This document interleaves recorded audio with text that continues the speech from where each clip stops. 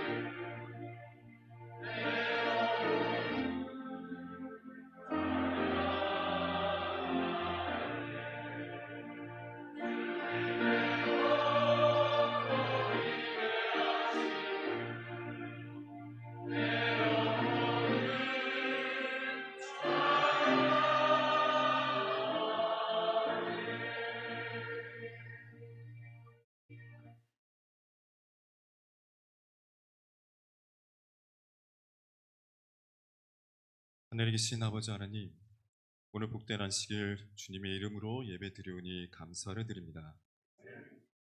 주님은 우리의 구원자이심을 고백합니다.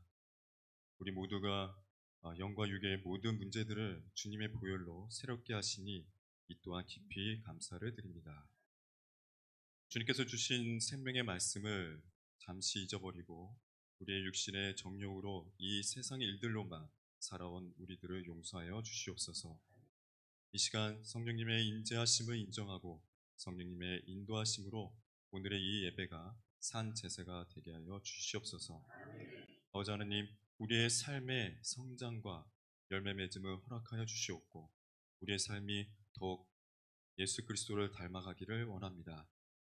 강하고 담대한 믿음으로 승리하게 하시고 우리의 심령이 옥토가 되어 주님의 능력으로 영혼의 큰 결실을 맺게 하여 주시옵소서. 주님, 이 예배를 위해 세우신 목사님을 통해 주시는 말씀, 우리에게 빛을 주는 말씀이 되게 하여 주시고 빛과 어둠을 분별하는 지혜를 주셔서 우리가 잘못된 길을 가지 아니하고 하나님의 영광을 드러내는 평탄한 길, 복된 길 가는데 부족함이 없게 하여 주시옵기를 안에 계신 주 예수 그리스도 이름으로 기도드립니다.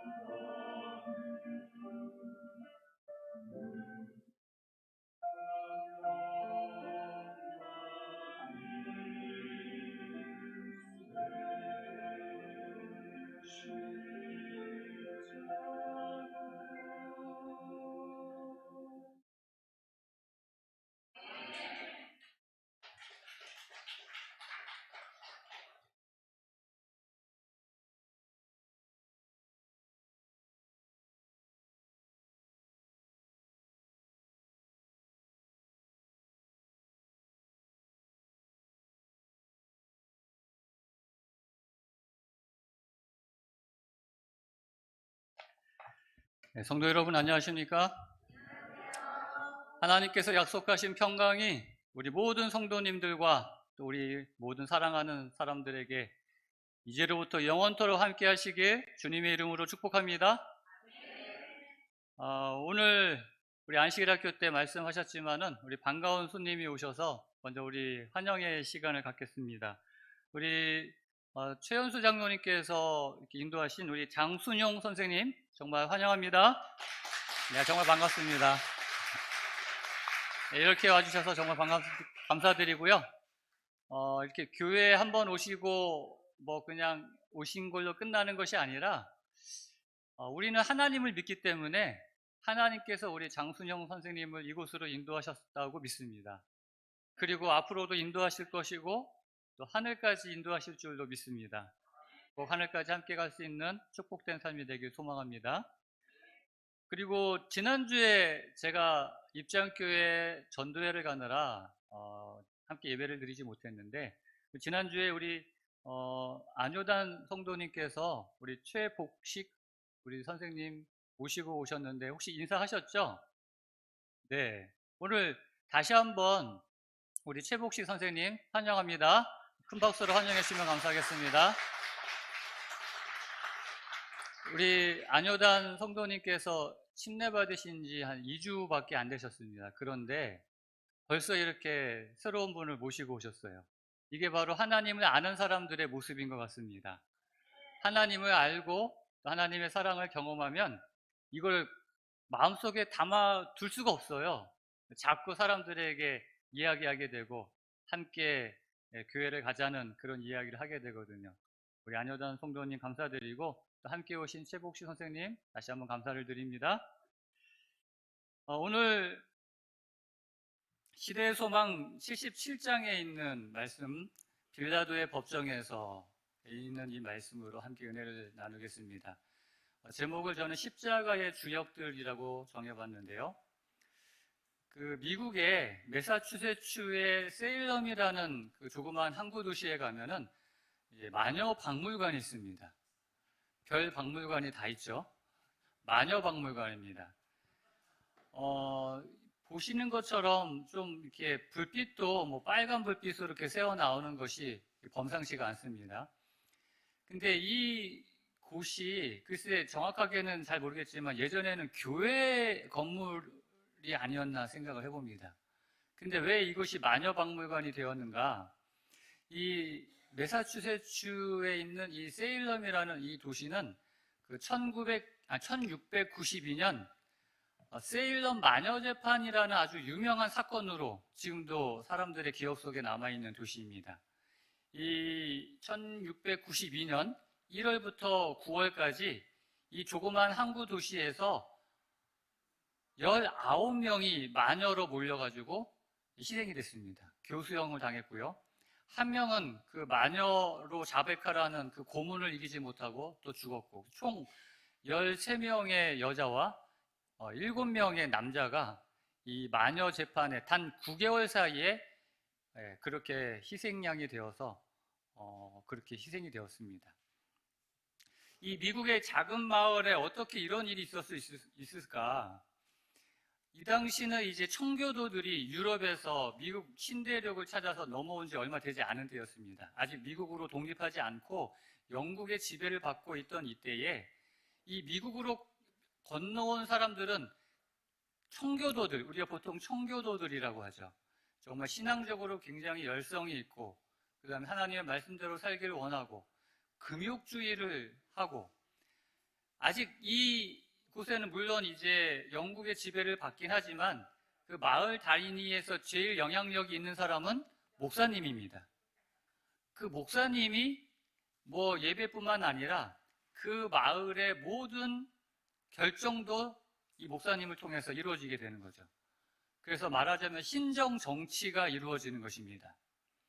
그런데 1962년 1월에 한 목사님의 딸이 그리고 두 소녀가 이제 발작 증세가 있어가지고 의원이 치료를 하다가 이 1692년에 뭐 의사라고 해가지고 오늘날 같은 그런 의사는 아니었겠죠.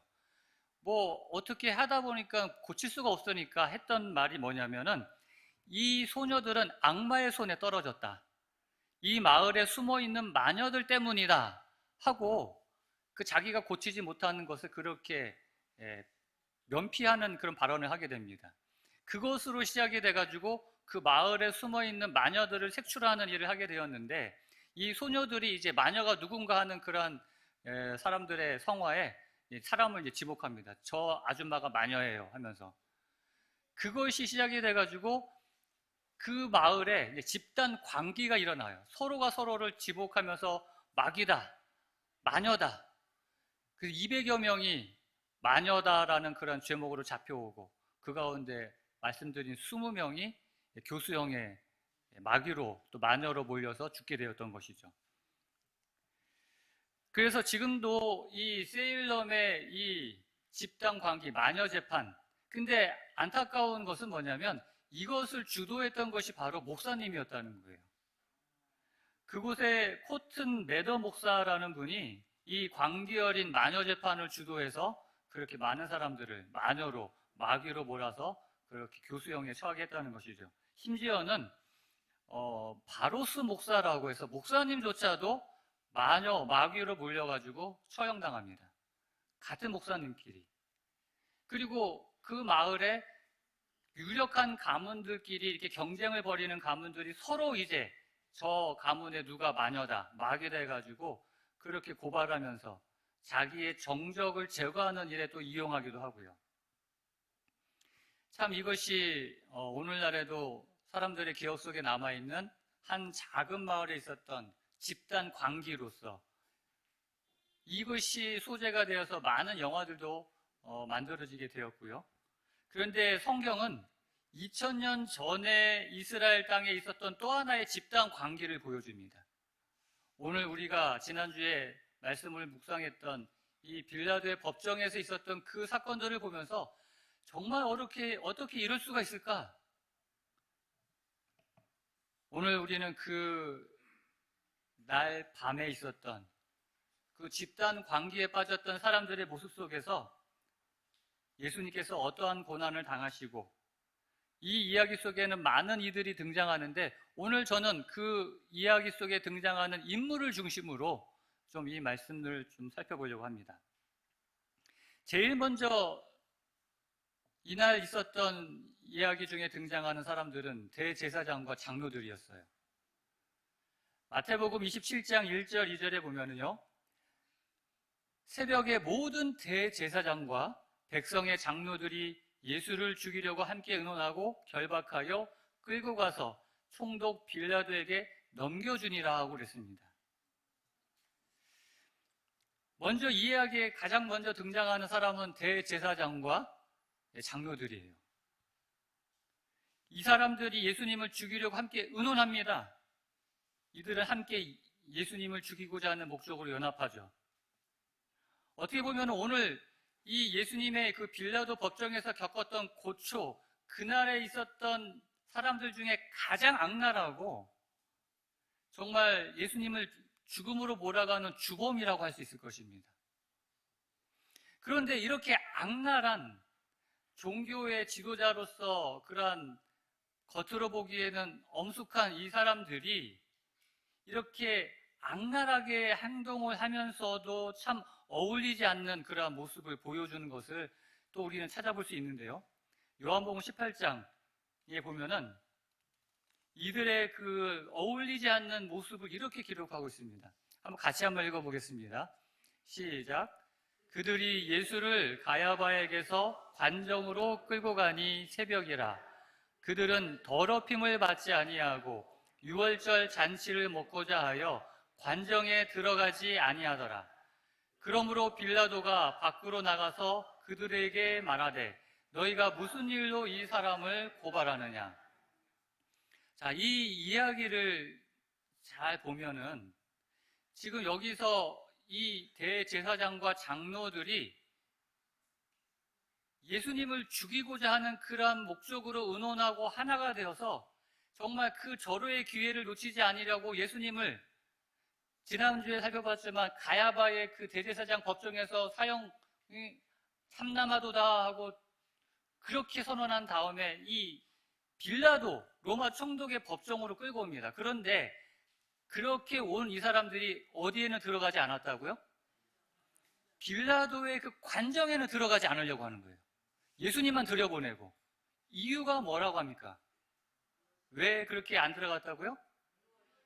유월절 잔치를 먹고자 하여 더럽힘을 받지 아니하려고. 성경에는 기록되어 있지 않지만 랍비들의 가르침에 의해서 이 이방인의 집에 들어가는 것은 부정한 것으로 그렇게 그들은 여겨졌습니다. 그러니까 그날 이 날이 금요일 이제 새벽이었거든요. 금요일 이제 안식일이 되면서부터 해질 때 안식일이 시작되면서부터 유월절이 시작이 됩니다.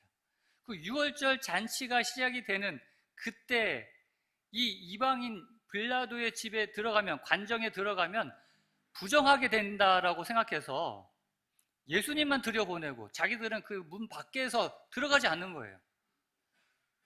더럽혀지지 않으려고, 부정해지지 않으려고, 깨끗함을 유지하려고. 참 어울리지 않지 않습니까? 이 대제사장과 장로들이 그 누구보다도 악랄하게, 우리가 시대의 소망을 읽어봐서 알겠지만 심지어 위증까지 시키면서 예수님이 아무 죄가 없다는 것을 알지만 어떻게 해서든지 예수님을 죽이기 위하여 그런 갖은 책략을 다 쓰는 이들이 뭐 하지 않으려고? 더럽힘을 받지 않으려고. 참 어울리지 않아요. 시대소망에는 그래서 이렇게 이들의 모습에 대하여 기록합니다. 그들은 우매하여 저의 마음을 더럽힌 살기 등등한 증오심을 보지 못하였다. 그들은 어리석어서 그들의 마음을 더럽힌 그런 죄악들을 보지 못하였다는 것이에요.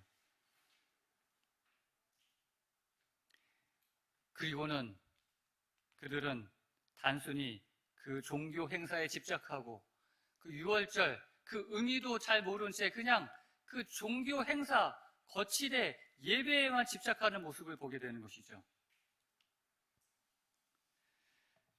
그들은 자신들을 깨끗하게 지키려고 노력했지만 여전히 그 마음속에 있는 더러움을, 그 죄악들은 보지 못한 것입니다. 여러분, 오늘 우리들도 혹시 이러한 모습을 갖고 있지는 않은지 우리 자신을 살펴봐야 될 것입니다.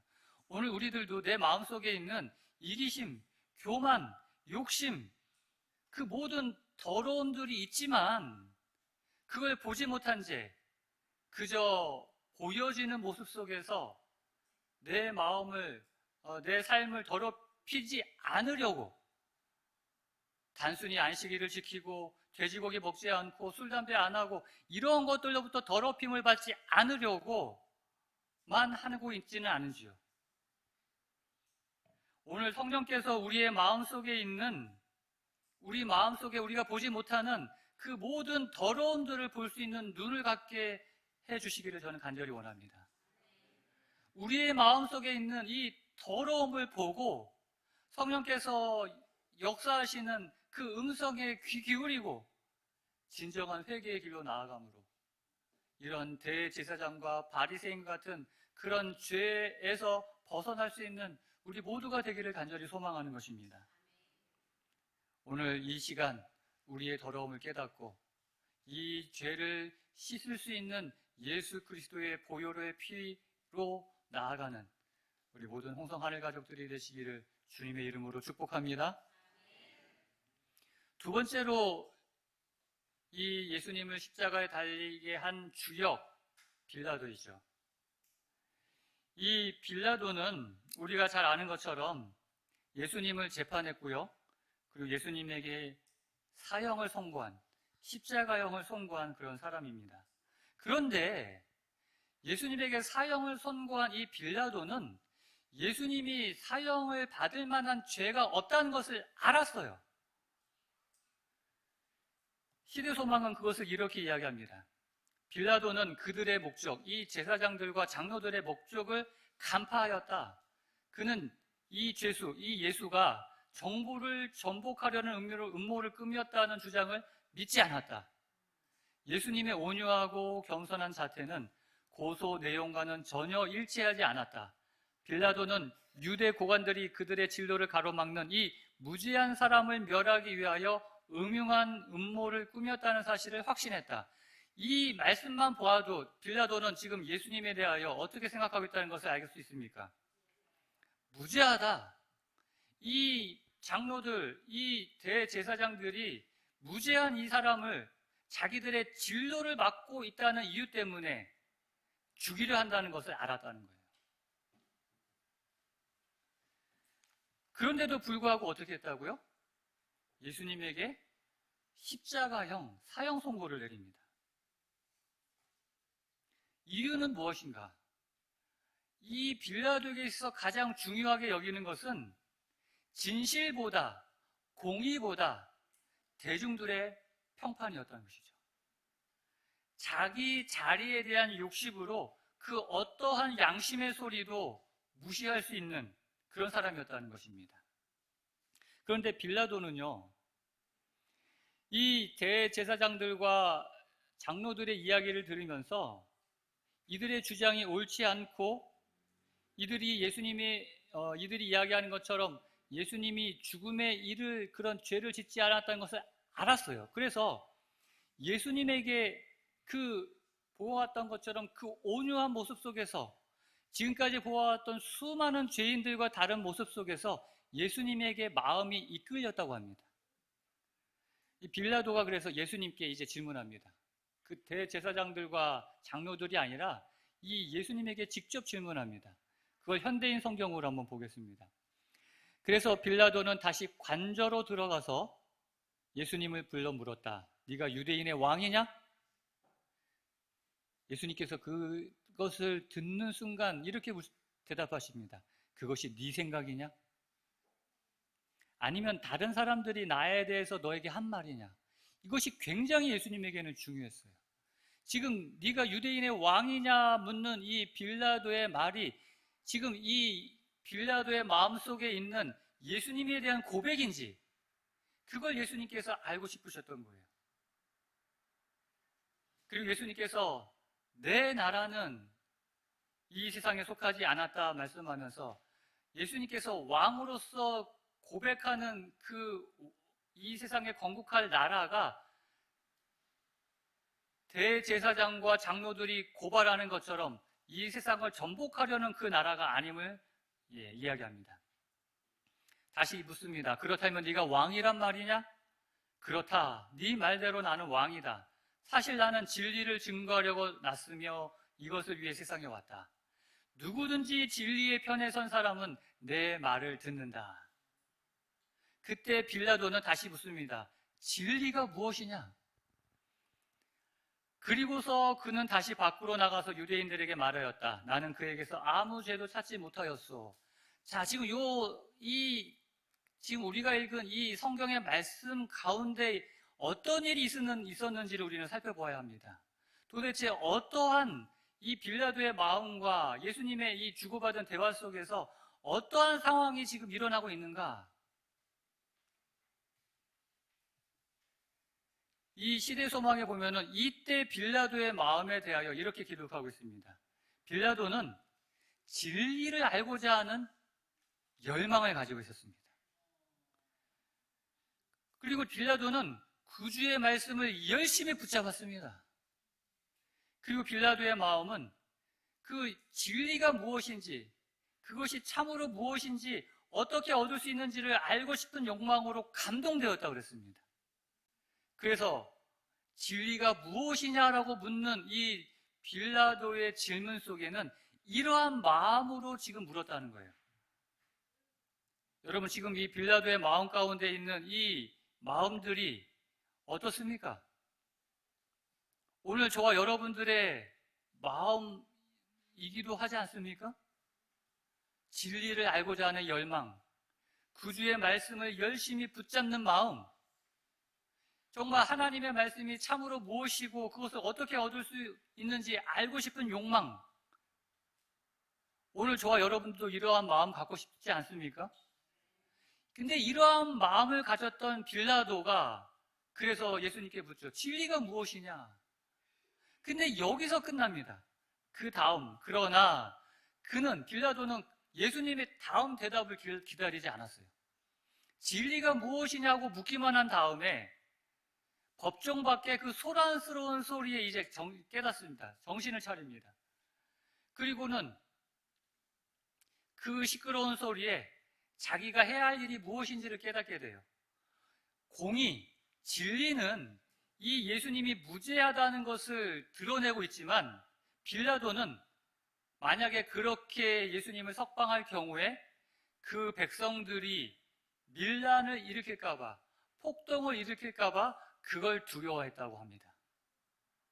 그래서 빌라도의 결론은 무엇입니까?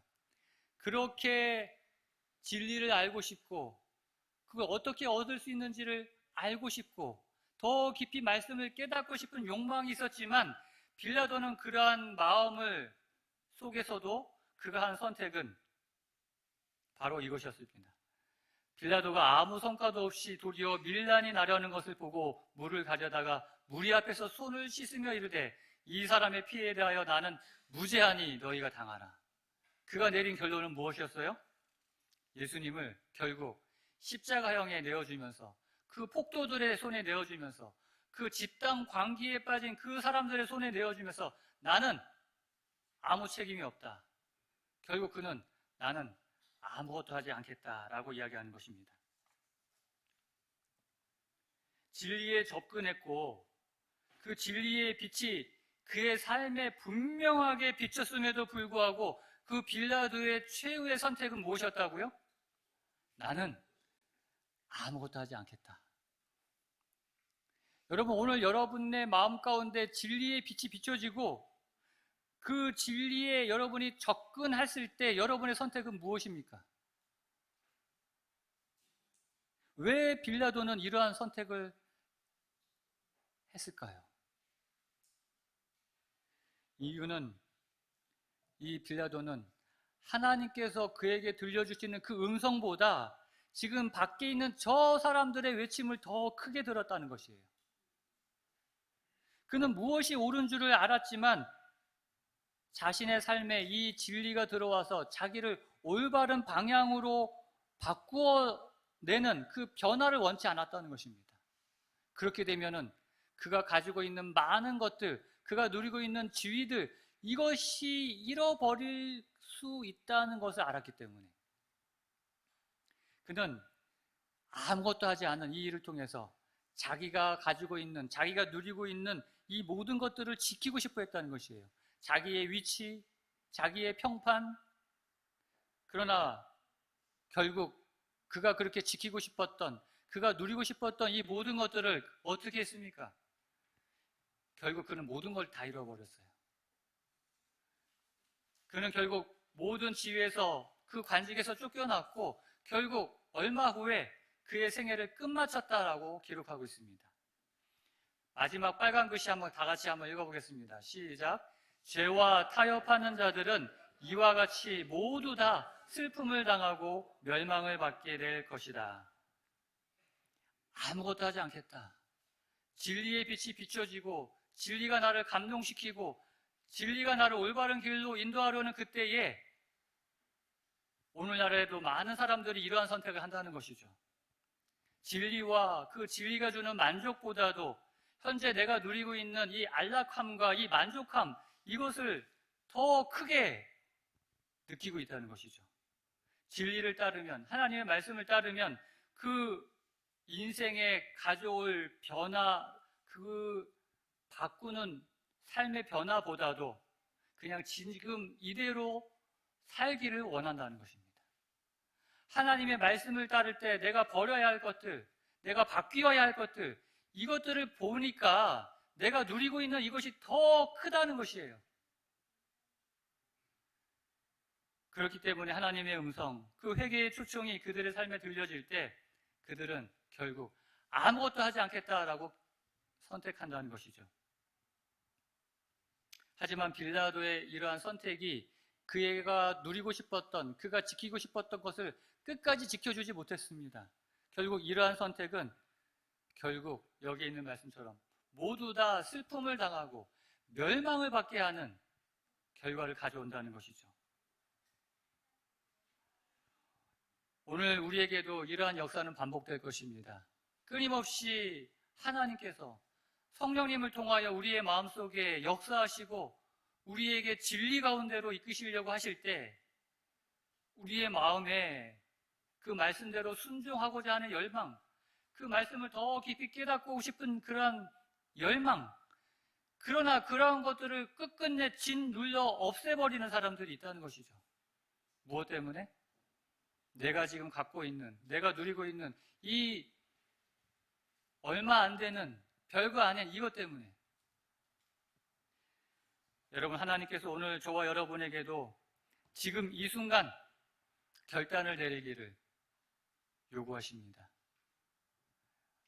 오늘 우리의 마음 가운데 성령님께서 음성하실 때 그러한 빌라도와 같은 그러한 마음의 변화들이 생기려고 할 때 그것에 순종하여 끝끝내 마침내 진리 가운데로 나아가는 저와 여러분 되시길 간절히 소망합니다.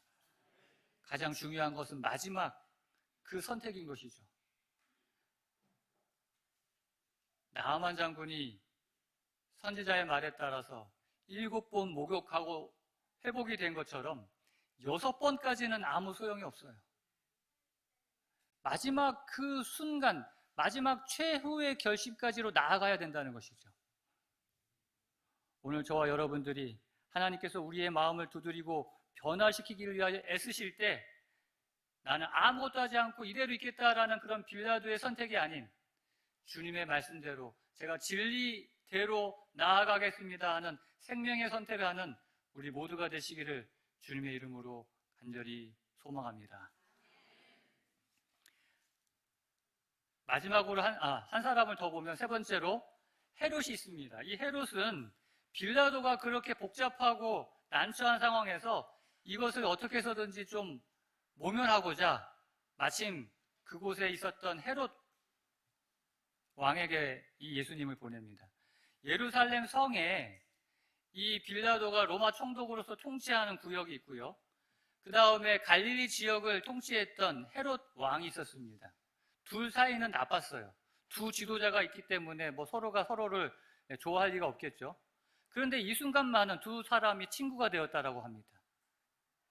이 빌라도가 예수님을 헤롯 왕에게 보냈을 때 성경은 이 헤롯의 반응을 이렇게 기록하고 있습니다. 헤롯이 예수를 보고 뭐 했다고요? 매우 기뻐했어요. 이는 그의 소문을 들었으므로 보고자 한 지 오래였고 또한 무엇이나 이적 행하심을 볼까 바랐던 연고로라. 여러 말을 물으나 아무 말도 대답하지 아니하시니. 헤롯이 예수님을 보고 기뻐했어요. 예수님을 보고 싶어 했습니다. 이유는 뭐 때문에요? 이적을 볼까? 예수님의 여러 소문들을 들었어요. 어떤 소문들이요? 예수님이 하늘의 말씀, 생명의 말씀, 그 마음이 가난한 자들에게 그 생명을 주는 그런 말씀을 했다는 소문이 아니라 그런 것도 물론 들었겠죠. 근데 그건 귀담아 듣지도 않고 예수님의 그 놀라운 이적에 대한 것만 마음에 남은 거예요. 예수님의 그 능력, 병자들을 고치신 그 능력, 죽은 자들을 살리신 그 능력. 그래서 사람들에게 명령해가지고 빨리 저기 늙고 병든 사람들 빨리 데리고 와라 해가지고 예수님 앞에다가 노쇠하고 병들어서 정말 나약한 사람들을 끌고 옵니다. 그리고 고쳐봐라. 이적 한번 행해봐라. 라고 하는 것이죠. 예수님께서는 이 빌라도 앞에서, 이 헤롯 앞에서는 아무 말씀도, 어떠한 말씀도 하지 않으셨다라고 성경은 기록하고 있어요. 예수님께서 이 땅에 오신 이유는 쓸데없는 호기심을 만족시키기 위해서 오신 것이 아니라는 것이죠. 그분은 죄로 병든 영혼들을 그 상처를 싸매기 위하여 만약 그러한 일이었다면 그분은 침묵하지 않고 생명의 말씀을 증거하며 하늘의 놀라운 축복을 그들 앞에서 보여주셨을 것입니다. 단순히 호기심에 그 이적을 보고 싶은 마음에 능력을 보고 싶은 마음에 예수님을 보고 기뻐하고 예수님을 보고 싶어하고 하는 사람들이 있다면 지금도 예수님은 그 사람들 앞에서 침묵하실 것입니다. 예수님께서는 우리의 호기심이 아닌 우리의 마음 가운데 있는 진심에 응답하십니다. 오늘도 많은 사람들의 관심은 예수님의 그 능력, 예수님께서 이 땅에 오셔가지고 베푸셨던 그런 힘, 지금도 예수님의 이 땅을 주관하시는 그 전지전능한 능력에만 관심을 가지고 예수님께 나오는 사람들이 있어요. 그러한 사람들에게는 예수님은 여전히 침묵하실 것입니다. 오늘 우리의 마음이 예수님을 기뻐하고 예수님을 보고 싶어하는 이유가 그러한 예수님의 능력 때문이 아니라 예수님께서 우리에게 베푸시는 그 사랑, 그 은혜, 정말 이 가난한 마음, 이 세상에서 어쩔 수 없는 우리의 형편을 불쌍히 여기시는 그 하나님의 사랑에 감동되어 주님 앞으로 나아가는 우리 모두가 되기를 간절히 소망하는 것입니다. 이제 마지막으로 한 사람을 더 보기를 원합니다. 바라바입니다. 이 바라바는 예수님께서 십자가에서 온 인류를 구원하신 그 예수님이시지만 그 십자가를 앞둔 그 마지막 죽음의 순간에도 이 한 사람을 구원하셨는데 바로 바라바였죠.